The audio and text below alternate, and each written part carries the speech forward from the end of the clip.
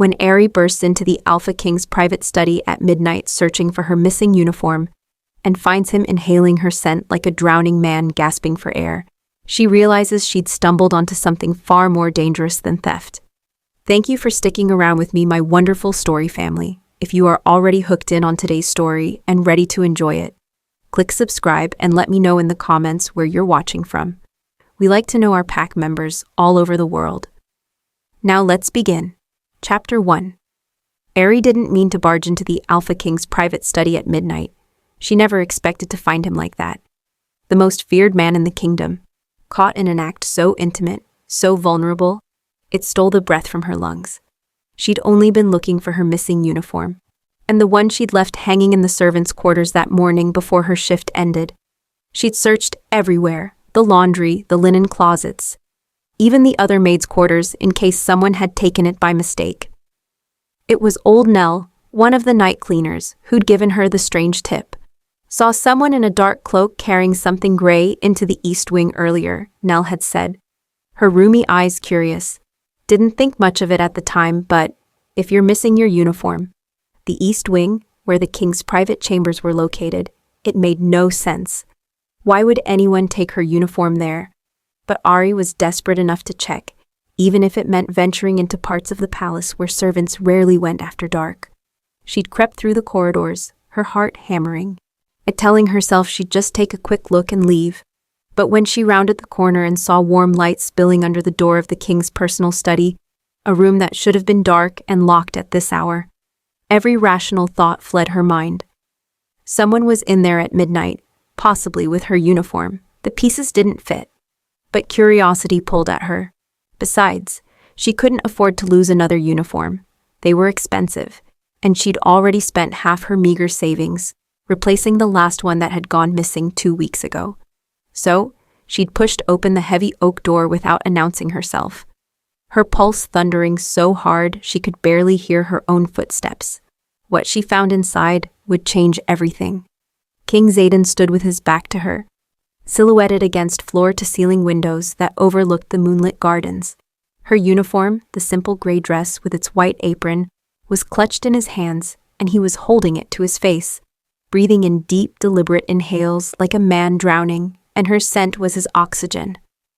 Ari's breath caught in her throat. For 3 endless seconds, neither of them moved. The only sound was the crackle of the fireplace and her own pulse thundering in her ears. She should run. Every instinct screamed at her to flee, to forget what she'd seen, to disappear into the palace's corridors and never speak of this again. But her feet remained rooted to the floor. Then Xaden's shoulders stiffened. He lowered the uniform slowly, carefully, like it might disintegrate if he moved too quickly. When he turned to face her, his expression was carefully blank, but his eyes gave him away, storm blue and wide, with something that looked dangerously close to panic.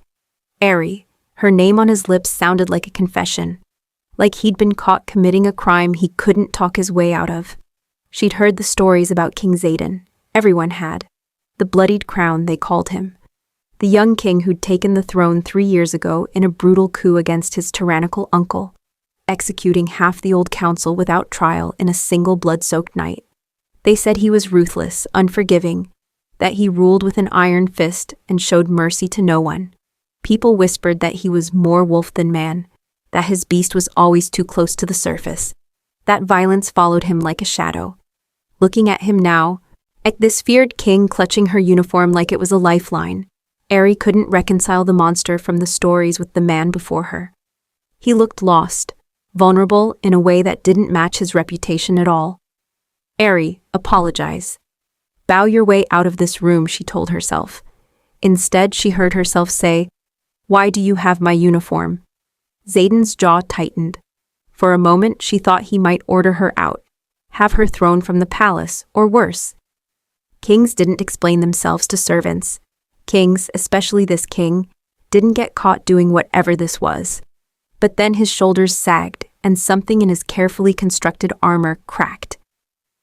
"Because," he said quietly, his voice rough with exhaustion, "when my world is spinning apart, your scent is the only thing that feels real." On Chapter 2, the words hung between them like a confession. She'd worked in the palace for 2 years. 2 years of keeping her head down, following orders, being invisible. She'd chosen this life precisely because of its anonymity. After fleeing Thornwick with nothing but the clothes on her back and a terrible secret, she'd needed to disappear. The palace was enormous, bustling with hundreds of staff. She could hide in plain sight, just another gray uniform in an endless sea of them. Or so she thought. "I don't understand," she whispered. Xaden set her uniform down on his desk with deliberate care, but his hand lingered on the fabric for a moment too long. "Neither do I." He dragged a hand through his dark hair, disheveling it further. "I've been unwell for months now, dizzy, paranoid, can't think straight around anyone. And the palace healer finds nothing wrong, but I know something is. My mind feels like it's fracturing, like I can't trust my own thoughts." He turned back to face her fully, and the intensity in his gaze made her want to step back. But she held her ground even as her heart raced. "But when I'm near you," his voice dropped lower, almost a growl. "Everything clears, the fog lifts, and I can think again." He paused, seeming to struggle with what to say next. "I started noticing it 2 weeks ago. You'd pass in the corridor, and suddenly the world made sense for a few precious moments. So I started tracking you through the palace like—" He stopped himself. "Like a predator," Ari thought. "I've been stealing your things," he continued, the admission clearly costing him. "Your uniform, a ribbon you dropped in the East Wing, a handkerchief you left near the kitchens. I know how it sounds, but your scent." He closed his eyes, breathing in like he could still smell her from across the room. "Lavender and clean linen and something uniquely you. It quiets my beast." Ari should be terrified.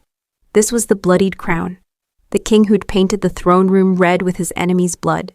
He was admitting to stealing from her, obsessing over her scent like some kind of— "I'm being poisoned," Xaden said abruptly, opening his eyes. "I'm certain of it now, someone close to me, someone I trust. The symptoms come and go, but they're getting worse, and I don't know who to turn to, who I can trust. But you." He took a step toward her and she noticed for the first time how exhausted he looked, how the shadows under his eyes spoke of sleepless nights and barely controlled panic. "I need your help." "I'm just a maid," Ari said, but her voice wavered. "What could I possibly— You're the only person in this entire kingdom who makes me feel sane." The raw honesty in his voice made her chest tight. "I don't know why. I don't know what it means, but I'm asking, not ordering. Will you help me before we continue? Please take a second to like this video. It tells me you want more stories like this." Ari stared at him, her mind racing. Her survivor instincts told her to request a transfer to the kitchens, somewhere far from this dangerous king and his dangerous needs. But something in his expression stopped her. Beneath the exhaustion and the barely leashed desperation, she saw something she recognized, the look of someone who'd been fighting alone for too long. She knew that look because she'd seen it in her own reflection every day since fleeing Thornwick. "If I help you," she said slowly, "I need something from you first. Name it. If we discover who's behind this, you can't just execute them without trial." She had no idea where the boldness came from, challenging the bloodied crown to his face. "I've heard the stories about what you did when you took the throne. I won't help you add more blood to your hands without at least trying for justice first." Something like surprise flickered across Xaden's face. "You're not afraid of me. I'm terrified of you," Ari corrected. "But I'm more afraid of what happens to good people when bad ones are never held accountable." For the first time since she'd entered the study, Xaden smiled. It was slight, barely there, but it transformed his face entirely. And the sharp angles gave way to something warmer, almost boyish. For a heartbeat, she forgot she was looking at the bloodied crown and saw only a man, handsome in a way that made her pulse skip despite every warning ringing in her head. "Very well, truth for truth and justice before vengeance." He extended his hand. "Do we have an agreement?"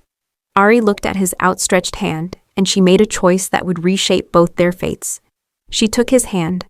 The moment their skin touched, something electric shot up her arm. Xaden's eyes widened, his pupils dilating as his grip tightened reflexively around her hand.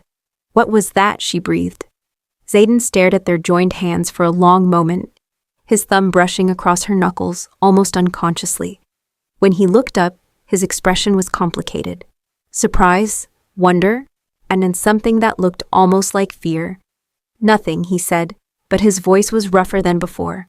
He released her hand slowly, like it cost him something, just static, dry air. They both knew it was a lie, but Ari didn't push, even as her palm still tingled where his skin had touched hers. Chapter 3. The next morning, Ari received a summons from the head housekeeper. Her stomach dropped. Had someone seen her entering the king's study last night? Was she about to be dismissed or worse? But when she arrived at the housekeeper's office, the older woman simply handed her a new assignment. You're to be King Xaden's personal attendant. Effective immediately, the housekeeper said, her sharp eyes studying Ari's face for any reaction. His Majesty requested you specifically. Ari kept her face carefully neutral, even as her stomach flipped. The housekeeper's expression remained unreadable, but her tone had an edge to it. It's unusual for the king to take notice of any particular servant, let alone request one by name. You'll see to his chambers, his wardrobe, and attend him during his private hours. She leaned forward slightly, her voice dropping. I don't know what you did to catch his attention, Ari, and I don't want to know, but you'll be discreet. Whatever happens in the king's chambers stays in the king's chambers. Do I make myself clear? Perfectly clear, Ari said quietly. So this was Xaden's solution. By making her his personal attendant, he ensured she could move freely in and out of his private quarters without raising too much suspicion. It was clever, she had to admit, but also dangerous. She reported to his chambers that evening just as the sun was setting. Xaden answered the door himself, which surprised her. Most nobles would have an assistant for such things. He'd shed the formal attire from the night before. Now he wore simple black trousers and a loose white shirt, the top buttons undone, and the sleeves rolled up to reveal strong forearms. His dark hair was slightly mussed, like he'd been running his hands through it. And without the leather armor, he looked younger, more human, and unfortunately for Ari's peace of mind, even more attractive than she'd realized. Come in, he said, stepping aside to let her pass. His private chambers were sparse for a king. A large bed dominated one wall, unmade and looking like he'd spent a restless night in it.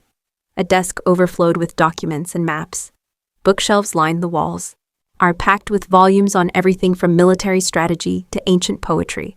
The only real luxury was a massive stone fireplace that cast dancing shadows across the room. And hanging on the back of a chair, still radiating her scent, was her uniform from last night. Xaden followed her gaze and had the grace to look slightly embarrassed. I'll return it.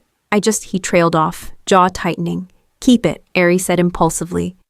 If her scent truly helped him, if it gave him clarity when everything else was chaos, then what harm could it do? If it helps. The gratitude in his eyes was almost painful to witness. Tell me about the poisoning, she said, steering them back to safer ground. When did it start? What are the symptoms? Xaden moved to his desk, rifling through papers until he found what he was looking for. 4 months ago. Started gradually. Odd moments of dizziness I attributed to stress. Then came the paranoia. I'd be in council meetings, and suddenly everyone felt like a threat. My advisors would speak, and their words sounded like conspiracies, even when I knew rationally they weren't. He handed her a piece of parchment covered in his handwriting. Dates, times, symptoms. He'd been tracking it meticulously. The episodes are getting worse, he continued. Lasting longer. Yesterday, I nearly gutted my own guard captain because I was convinced he was reaching for a weapon. He was adjusting his belt. Xaden's voice was tight with barely controlled fury at himself or the situation. Ari couldn't tell. I'm losing control of my own mind, and I can't afford that. Not now. Why not now specifically? Because there are rumors of unrest in the eastern provinces. Border skirmishes with Thornwick. If our enemies sense weakness, if they think I'm slipping, he didn't finish. He didn't need to. Ari studied the parchment, her eyes scanning the dates and names with practiced efficiency. Growing up in an orphanage in Thornwick, she'd learned early that survival meant noticing things others missed. Which caregivers were crueler after drinking, which children stole from the younger ones, which patterns of behavior preceded punishment. It had been a game at first, then a necessity. Old habits died hard. The episodes seemed random at first glance, but then she noticed it. The same name appearing again and again. You're always with the same people when it happens. Lady Seraphina is present for nearly every incident. Zayden's expression darkened.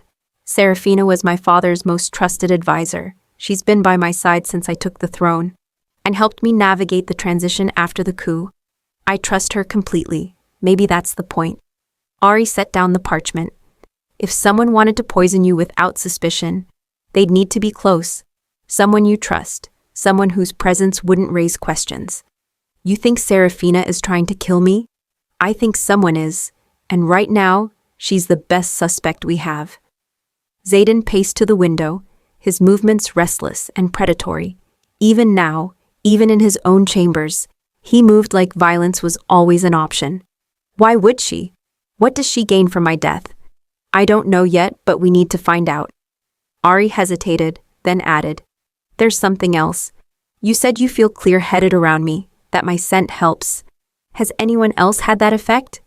Zayden cleared his throat, looking almost sheepish. No, just you. Alright, then we need to understand why.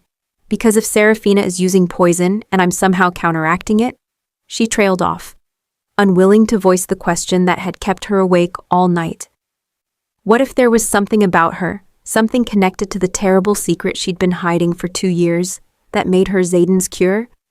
Zayden turned from the window, and the intensity of his gaze pinned her in place. There's something you're not telling me, something about yourself. Everyone has secrets. Truth for truth. Remember? He crossed the room until he stood directly in front of her, close enough that she could smell cedar and winter storms rolling off him. Close enough that her treacherous body wanted to lean in, to breathe him in the way he'd been breathing in her scent. I've bared mine. Your turn. Ari's heart hammered. She could almost smell the smoke from her nightmares, the purifier's pyres, the white-robed figures chanting as they burned anyone suspected of being demon-touched. She'd spent 2 years running from that fate, but Zayden was right. If they were going to solve this, he needed to know. I'm from Thornwick, she began, the words feeling like shards of glass in her throat.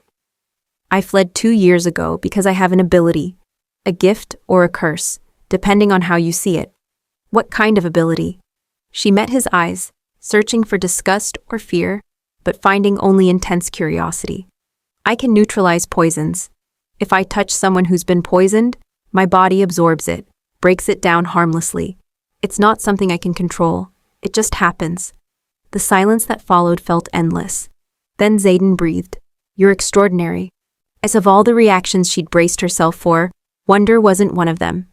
In Thornwick, abilities like mine are considered marks of demon-touched bloodlines, she continued, needing him to understand the full weight of what she was confessing. Shameful, dangerous. When I was 16, I accidentally neutralized a poisoning, touched a merchant's hand, and he recovered instantly. His family noticed, spread rumors. I fled before the purifiers could cleanse me. Cleanse you. Zayden's voice had gone cold. Lethal. What does that mean? Execution. They burn anyone suspected of being demon-touched. She wrapped her arms around herself, suddenly cold despite the fire. I've been hiding ever since. Took work as a maid because servants are invisible. No one looks twice at us. I see you, Ari, Zayden said quietly. He moved closer, his eyes burning into hers, and his hand lifted as if to touch her face, then dropped. You could never be invisible to me. Then, before she could process those words, he added, Show me the ability. What? He pulled a small knife from his desk drawer, and before she could stop him, he dragged it across his palm. Blood welled up immediately, bright red against his skin. Zayden! Ari lurched forward, but he caught her wrist. If you can truly neutralize poisons, then touching me when I'm having an episode should help, yes. His eyes were fierce, burning with something between hope and desperation. I need to know if this is real. If you're real, you're not poisoned right now. Then let's test the theory another way. Heal this. That's not how it works. I don't heal wounds. But her protest died as she pressed her hand to his bleeding palm. The moment their skin connected, at that same electric current raced through her, except this time it was stronger, brighter, like touching a live wire. She felt it. The poison in his system, subtle and insidious, woven through his blood like dark threads. Her ability responded without thought. Reaching for it hungrily, the toxin started flowing from him into her, and she felt it dissolve, the wrongness burning away to nothing inside her. Xaden gasped, his free hand gripping the edge of the desk so hard the wood creaked. I feel it, the fog. It's lifting. Ari tried to pull away, overwhelmed by the intensity of the connection, but Xaden's hand clamped around her wrist like iron. His other hand came up to grip her hip, holding her in place. His eyes had gone wild. Storm blue irises nearly consumed by black, more wolf than man. Don't, he growled, as the sound rumbling from his chest. Don't let go, please. So she stayed, her palm pressed to his as her ability pulled poison from his blood in waves. Heat built between them, his body running fever-hot as the toxin left him, her own skin flushing from the effort and his proximity.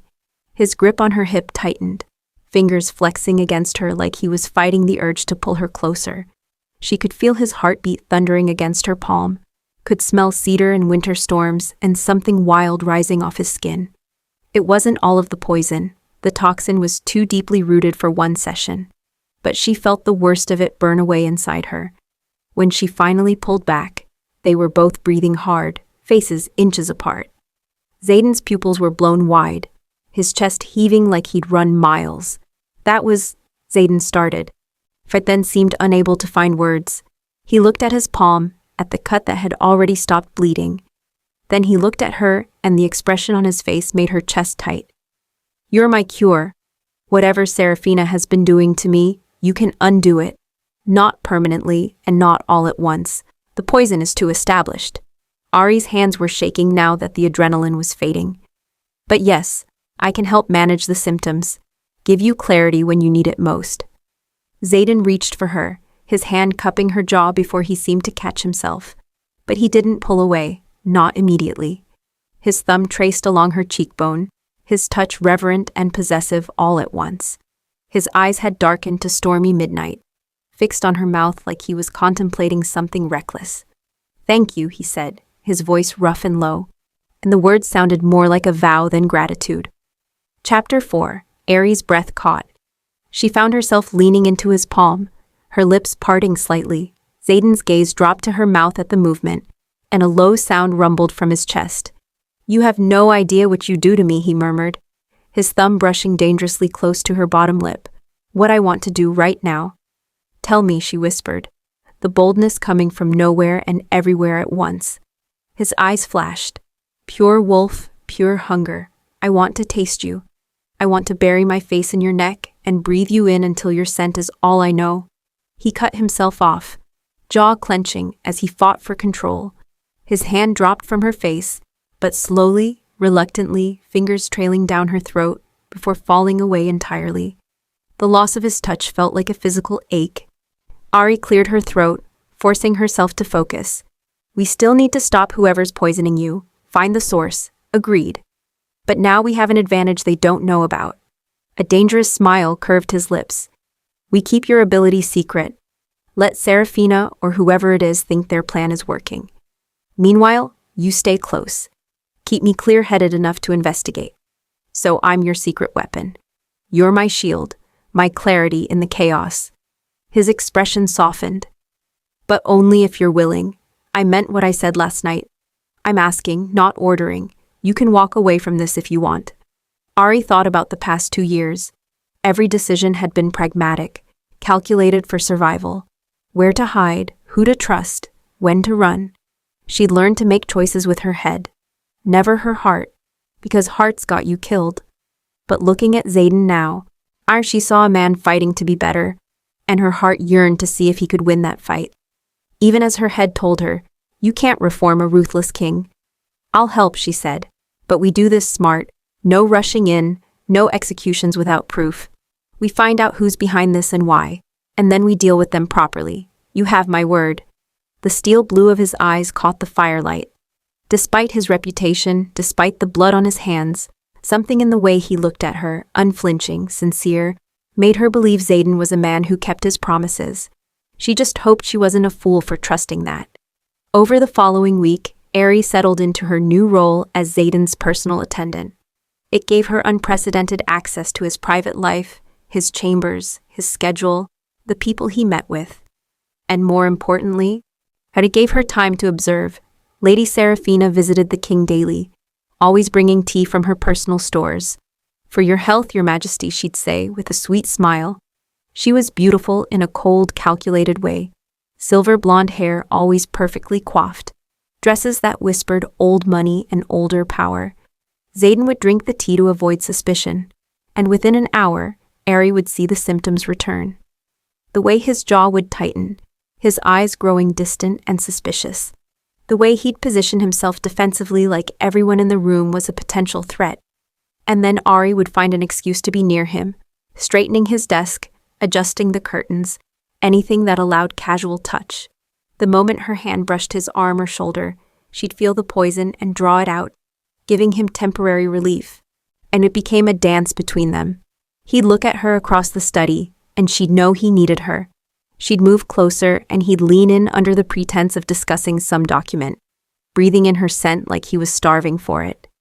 "Tell me something about yourself that has nothing to do with powers or poison," Xaden said one evening as she reorganized his bookshelf. Ari glanced over her shoulder. He'd abandoned his paperwork and was watching her with open curiosity. "That's a dangerous question, Your Majesty." "Xaden," he corrected. "And why dangerous?"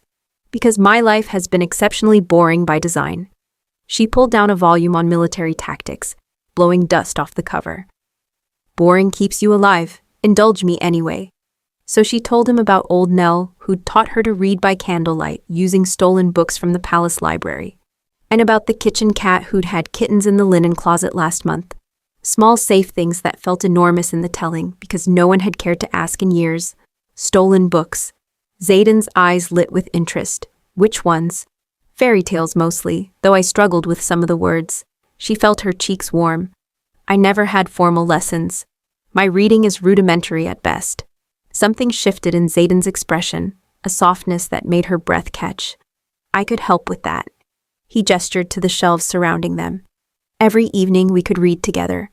You could pick anything you like, and I—" He trailed off, then met her eyes. "I'd like to know what stories you love and maybe share some of mine." It was such a simple offer, so domestic and normal, worlds away from poison and assassination plots. At the idea of curling up beside him while he read aloud, of stumbling through passages while he patiently helped her, it felt more intimate than any kiss. And so they did. Every night after the investigation and the careful dance around Seraphina, they carved out 15 minutes that belonged only to them. Ari would choose a book, poetry one night, adventure stories the next, and they'd sit close together by the fire. His patience never wavered when she struggled with a word, and his pleasure, when she made it through a difficult passage, felt more precious than any compliment she'd ever received. It was in those quiet moments, his shoulder warm against hers and his voice wrapping around old stories, that she began to fall. "You smell like lavender today," he murmured one such evening, his lips far too close to her ear for propriety. They'd abandoned the pretense of reading minutes ago, the book lying forgotten in her lap. "It's just laundry soap," Ari managed, very aware of the heat radiating from his body. "No." His hand came to rest on the small of her back, possessive and warm through her dress. "It's more than that. Something uniquely you makes me want—" He trailed off, his fingers flexing against her spine. "You have no idea what your scent does to me." "Xaden," she breathed. A warning and a plea all at once. "I know." He pulled back with visible effort, but his eyes remained dark with want. "I know we should stay focused. Doesn't stop me from wanting it, though." Neither of them acknowledged what it was. Chapter 5. But if the attraction between them was complicated, the investigation was proving even more so. 2 days later, Ari had managed to acquire a sample of Seraphina's tea, smuggling it to a healer she trusted in the city. The report came back confirming poison, but with a twist. "It's not designed to kill," the healer had explained, keeping her voice low. "This is something far more insidious. The poison creates disorientation and paranoia around most people, but there's an antidote component woven in. Someone taking this tea would need regular doses of a specific counteragent to feel normal. Without it, they'd spiral into madness."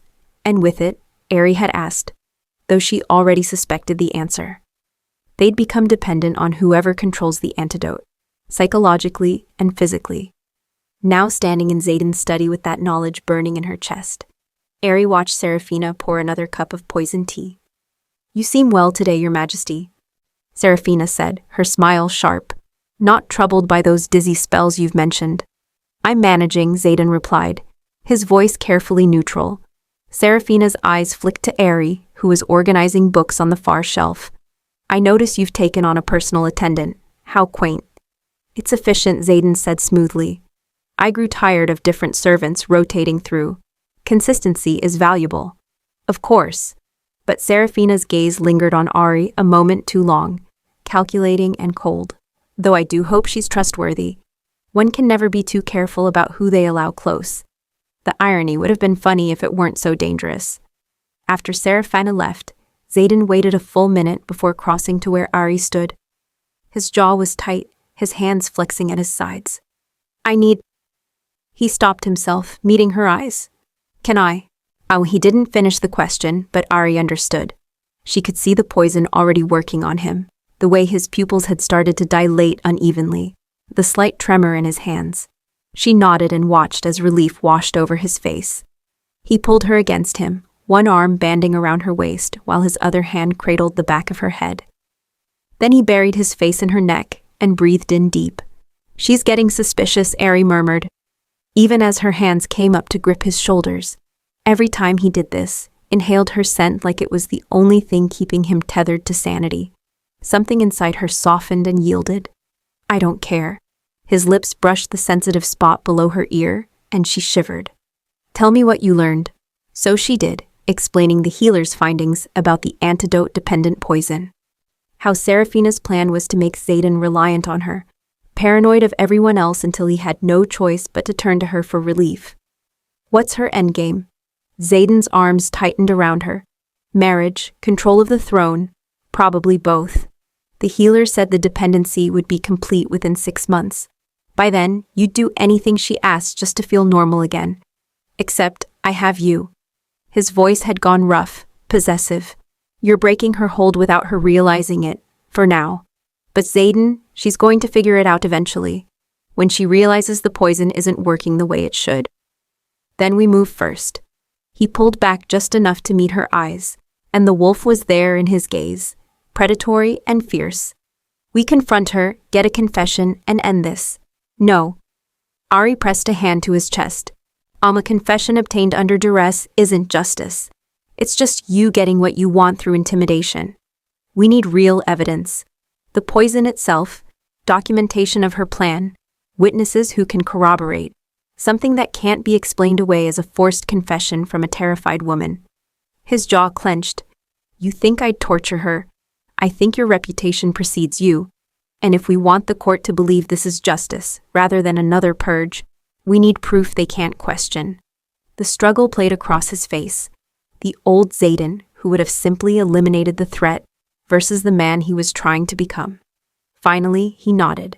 Then we get proof, but we do it fast before she decides you're too much of a risk to leave alive. A chill ran down Ari's spine. She'd been so focused on protecting Zayden, as she hadn't considered that Seraphina might view her as an obstacle to be removed. As if sensing her fear, Zayden cupped her face in his hands, forcing her to meet his eyes. I won't let anything happen to you. Do you understand me? You're under my protection now. I don't need— Yes, you do. His thumbs traced her cheekbones, the gesture achingly tender, coming from hands that had killed so many. You've been fighting alone since the orphanage, haven't you? No one to catch you when you fell. No one to stand between you and the world. His eyes were fierce with emotion. You're risking everything to help me. You've given me my mind back, Ari. Let me give you safety in return. Let me protect you, please. The vulnerability in that last word, the raw gratitude in his voice, it shattered something she'd kept carefully locked away. All her life, she'd been the only one she could count on. The orphanage had taught her that protection was a lie, that you survive by being small and quick and silent. But here was this dangerous king asking to be her shield. Okay, she whispered. Okay. Zayden's expression transformed, relief and something raw washing over his face. He took a step toward her, then another, his eyes never leaving hers. Ari, he said, her name rough in his throat. The pragmatic voice in her head told her to step back, remind him of all the reasons this was impossible. But instead, her body closed the distance between them, rising on her toes as his hands found her waist. Chapter 6. The first brush of his lips against hers was tentative, almost questioning. Then something broke in both of them. He kissed her like he'd been starving, one hand sliding up to cup the back of her neck, while the other pulled her flush against him. His mouth was hot and demanding, tasting her like he couldn't get enough. Ari's fingers tangled in his hair, pulling him closer, kissing him back with equal hunger. When he backed her against the bookshelf, caging her in with his body, she gasped. And he took advantage, deepening the kiss until she forgot how to think. Heat built between them, his body a line of fire against hers. She felt his restraint fracturing with every passing second, the control he always maintained slipping away. His hand flexed on her hip, his thumb stroking the sliver of skin where her dress had ridden up. When they finally broke apart, both gasping for air, Xaden pressed his forehead to hers. His breathing was ragged. "This is dangerous," he said, his voice wrecked. "And if the court finds out, if my enemies realize what you mean to me, you'll have a target on your back I can't always protect you from. I know. They'll say I'm taking advantage, that you had no choice. But I do have a choice." Ari's hands framed his face, forcing him to meet her eyes. "And I'm making it." For 2 years she'd chosen safety over everything. Chosen invisibility, isolation, the half-life of someone perpetually hiding. But Xaden had seen her, truly seen her.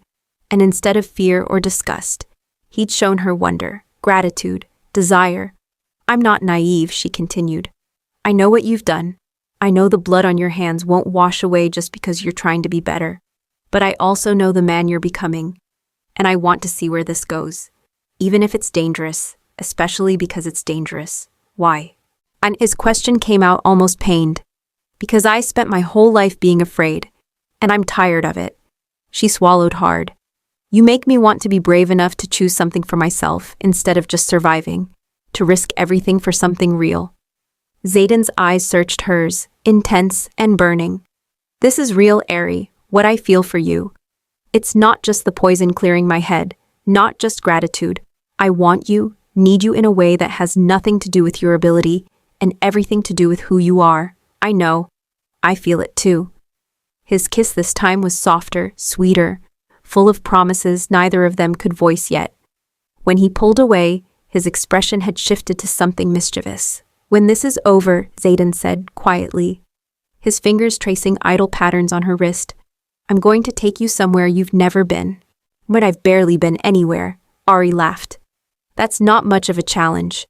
Then I'll take you everywhere." He pulled her closer, tucking her against his side. "The northern mountains, where the hot springs run year-round. The coast where the cliffs drop into the sea. Anywhere you want to go." "I've never wanted to go anywhere," she admitted. "I've only ever wanted to hide." His arm tightened around her. "Then I'll show you what it means to be safe instead of hidden. To have a home instead of a hiding place." He pressed a kiss to her temple. "You'll never have to run again. Not because you can't, but because you'll finally have something worth staying for." They spent the next hour strategizing, planning how to catch Serafina in the act. But as Ari finally left his chambers that night, her lips still tingling from his kisses and her heart fuller than it had been in years, she couldn't shake the feeling that they were running out of time. Chapter 7.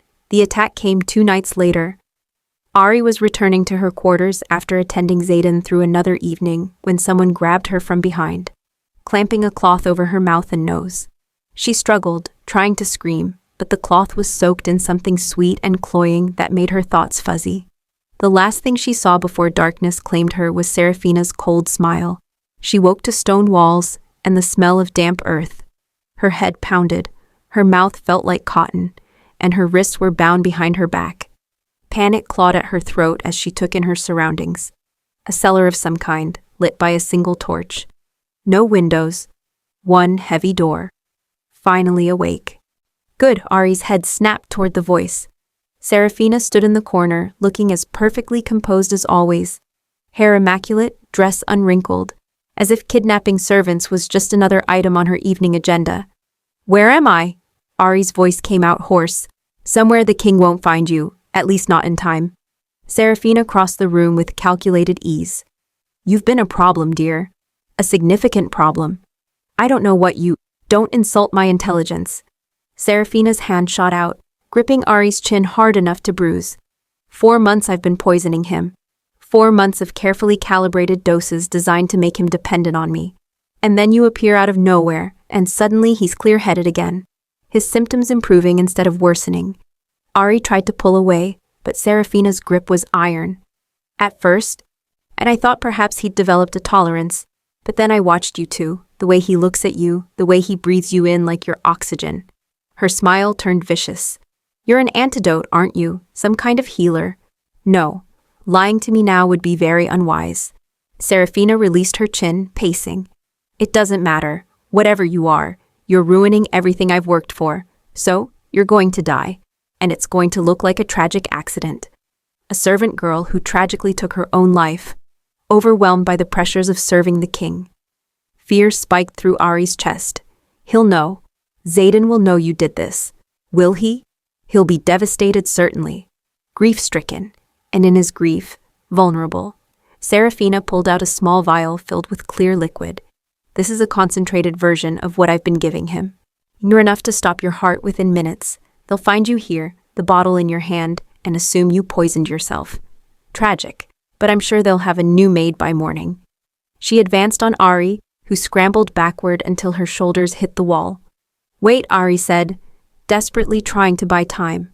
Why are you doing this? What do you gain from controlling Xaden? Serafina paused, seeming to consider whether answering was worth her time. Finally she smiled, cold and empty. Power, of course. I was the old king's lover for 20 years.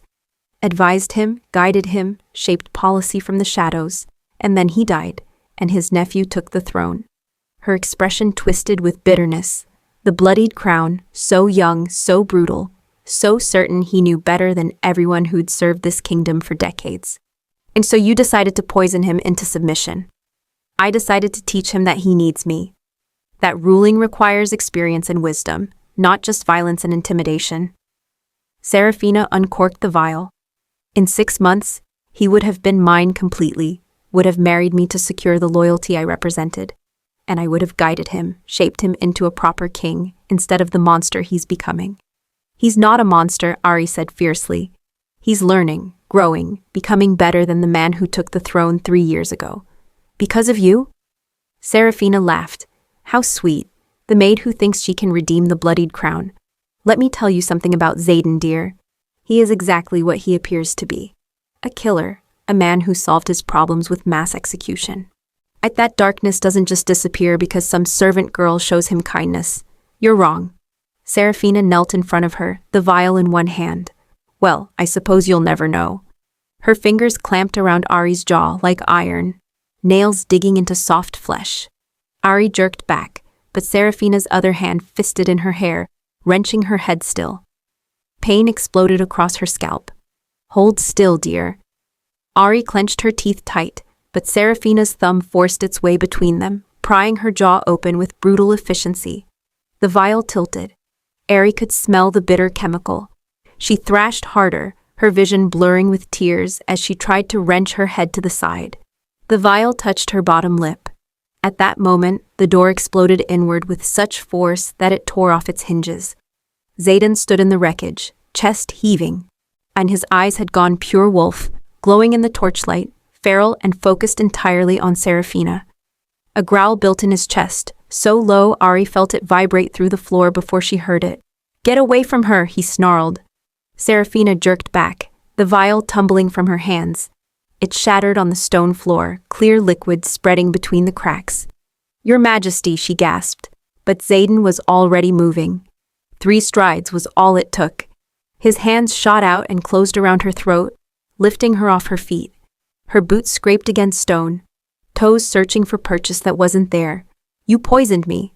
His voice was eerily calm, a stark contrast to the beast burning in his eyes. Made me doubt myself, doubt everyone around me, made me feel like I was losing my mind. His fingers tightened.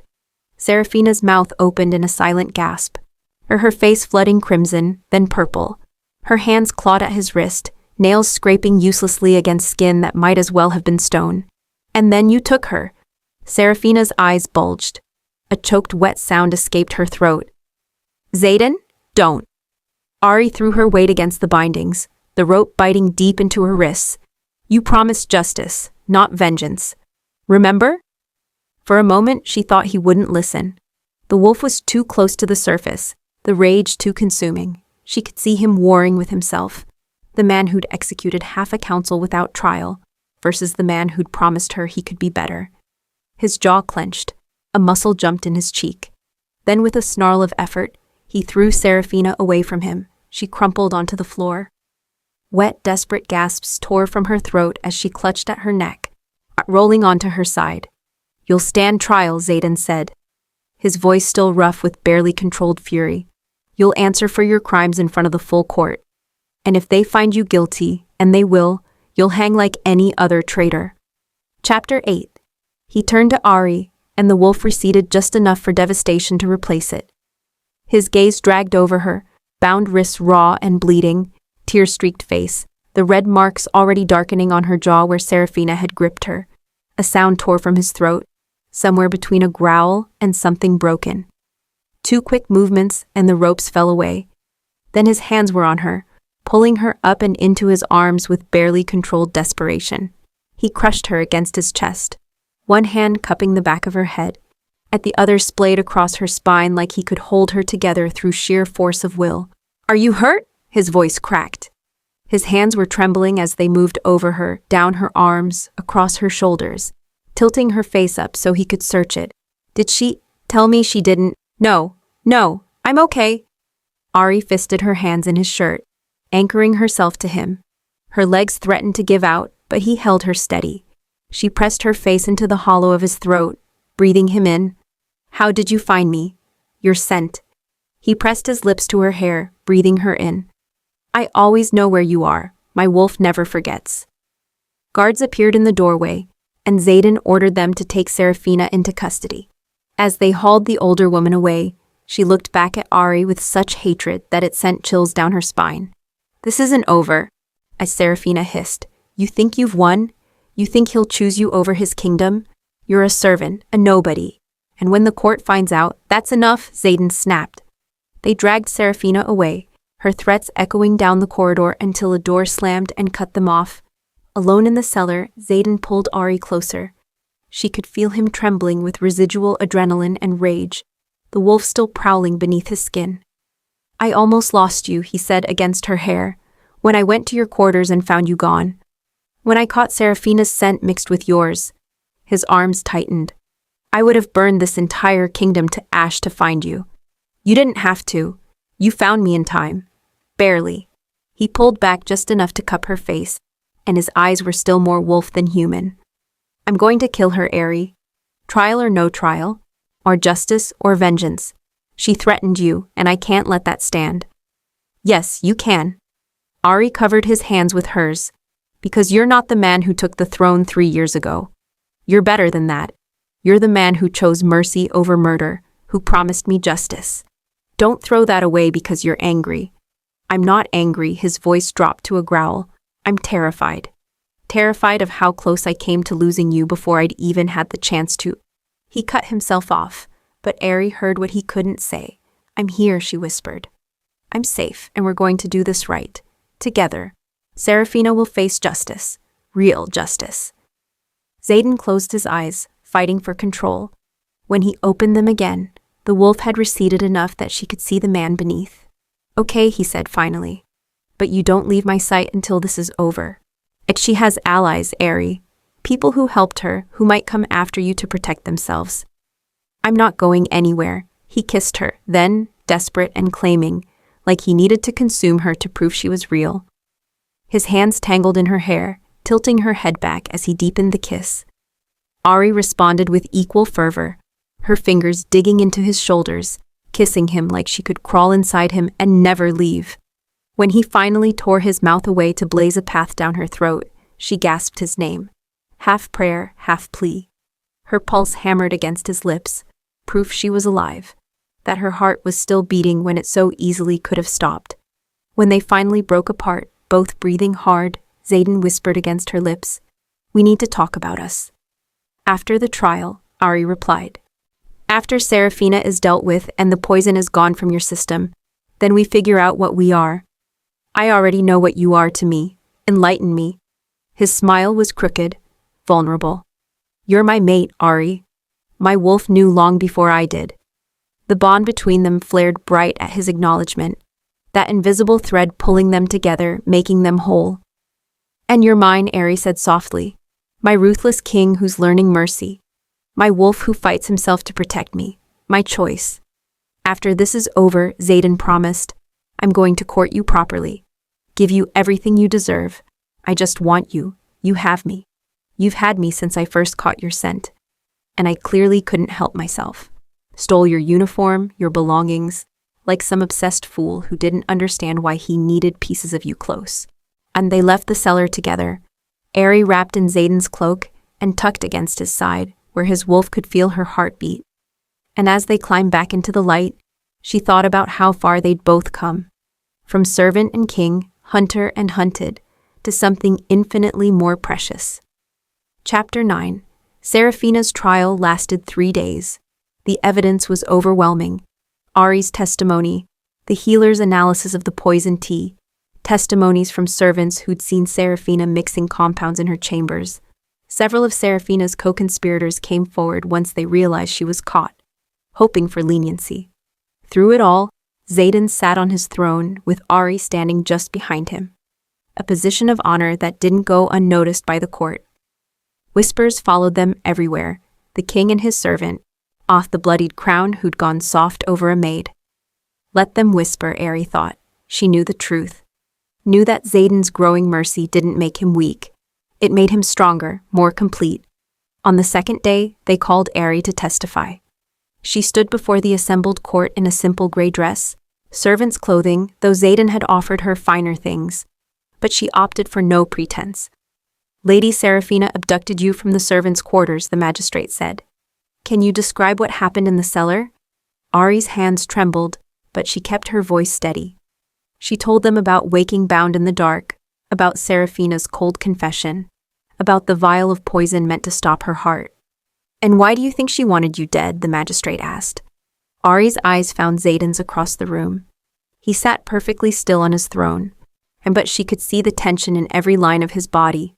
The wolf barely leashed beneath his skin. "Because I was helping the king," she said clearly, and she couldn't control him if he was clear-headed enough to see her for what she was. Seraphina laughed, cold and cutting. How noble, the servant girl playing hero. Her smile was vicious. "Tell them the rest, dear. Tell them what you really are. What you've been hiding." The court erupted in whispers. Ari's heart thundered in her ears, but she lifted her chin. "I have an ability," she said, her voice ringing clear. "I can neutralize poisons. It's why Lady Seraphina's plot failed, and why she tried to kill me." The silence that followed was deafening. Then Xaden stood. "Which makes her the most valuable person in this kingdom," he said, his voice cutting through the shocked murmurs. "Out and puts her under my personal protection. Anyone who threatens her threatens the crown." His eyes never left Ari's, and in them she saw no shame, no fear, only pride. On the third day, the council delivered their verdict. Guilty on all counts. The sentence, execution by hanging at dawn. Xaden accepted the ruling with a nod, his expression carefully neutral. But Ari felt the tension in his shoulders, the way his wolf prowled beneath his skin, wanting violence but choosing restraint. That night, in his chambers, he finally allowed himself to break. "It should feel like justice," he said, staring into the fire. "She tried to destroy me, tried to kill you. She deserves death. So why does it feel hollow?" Ari moved to stand behind him, wrapping her arms around his waist and pressing her cheek to his back. "Because you've changed. Art the old Xaden would have killed her in that cellar without a second thought. But you're not him anymore. I wanted to." His voice was raw. "When I saw her with that vial about to poison you, I wanted to tear her apart with my bare hands, but you didn't. You chose differently." He turned in her arms, and the vulnerability in his eyes made her chest ache. "Because of you, you make me want to be better." "No, Ari reached up to cup his face. I just remind you of who you already are beneath the crown and the reputation. You're not a monster, Xaden. You're a man who had to make impossible choices to protect his kingdom, but now you can make different ones. What if I don't know how? Then we learn together. He kissed her softly, then reverently, like she was precious beyond measure. They held each other in the firelight, letting the weight of the past days settle around them. The trial, the verdict, the knowledge that tomorrow would bring an execution. Justice served, but still somehow bitter. But tonight they had this, each other and their ritual. Read with me? Xaden asked quietly, his voice still rough with emotion, but steadier now. I need something normal, something that's just us. With that, they settled into their usual spot by the fire. Ari reached for the book of poetry they'd been working through all week, but Xaden gently redirected her hand to a different volume, one she didn't recognize. Something new tonight, he said, and there was a tremor in his voice that made her look at him sharply. What is it? You'll see. Start at the bookmark. She opened to the marked page, her eyes scanning the text, and it appeared to be a collection of old wedding vows and bonding ceremonies. Curious, she began to read aloud, stumbling only slightly over the formal language. I pledge to you my heart, my protection, my... She stopped, her breath catching as she reached a section that definitely wasn't part of any traditional ceremony. The handwriting changed, became Xaden's familiar script, inked directly onto the page. Ari, she read, her voice shaking now. Who taught me that strength can be gentle, that mercy is not weakness, that I could be more than the bloodied crown. You've been learning to read these past weeks, stumbling over words, gaining confidence, finding your voice, and I've been learning to read you.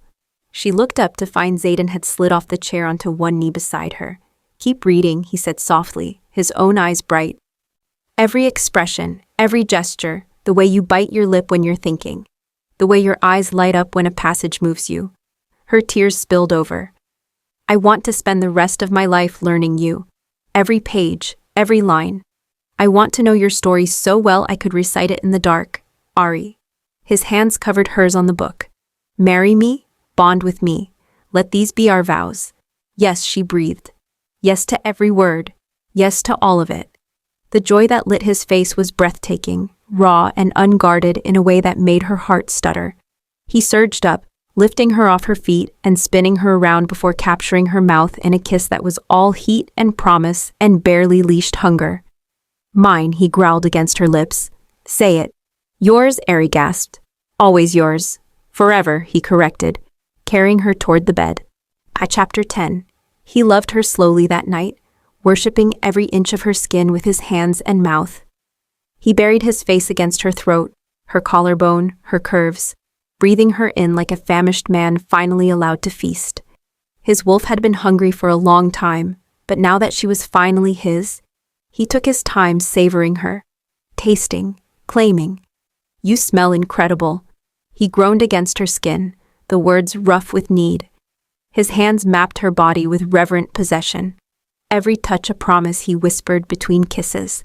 And when they finally joined, moving together in perfect rhythm, the bond between them snapped fully into place, bright and burning and absolutely right. Afterward, they lay tangled together in the firelight, Ari's head on his chest and his hand stroking through her hair.